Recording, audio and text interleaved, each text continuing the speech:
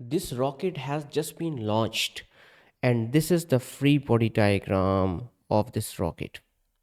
So in this free body diagram, you see the two forces are exerted at that moment when it has been just launched, F1 and F2.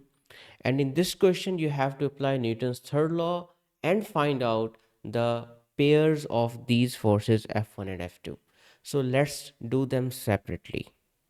This rocket is accelerating upward. Why? Because the upward applied forces is greater than the downward forces, which means that the force that is applied upward, we can say that this is the force applied by gases, the gases which are expelled at a very high speed from this rear part of the rocket, gases on rocket.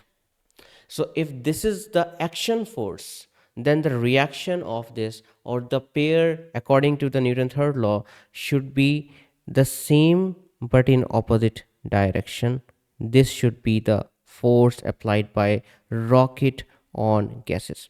And we see that the gases are thrown downward at a very high speed, so you can say that the force that is equal to the rate of change of momentum is very large by the rocket, because the momentum change for the gases is very large. That's why this force is larger in quantity.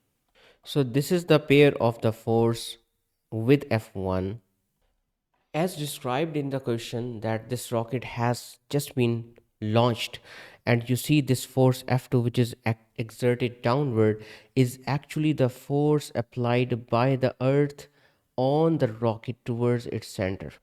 So this is the pull of the earth, which is also called the weight. So this is the weight of the rocket that we usually write mg. So if this is the force, then the reaction force of this should be the force applied upward by the rocket of the equal amount but in opposite direction. So the right answer of this question is B.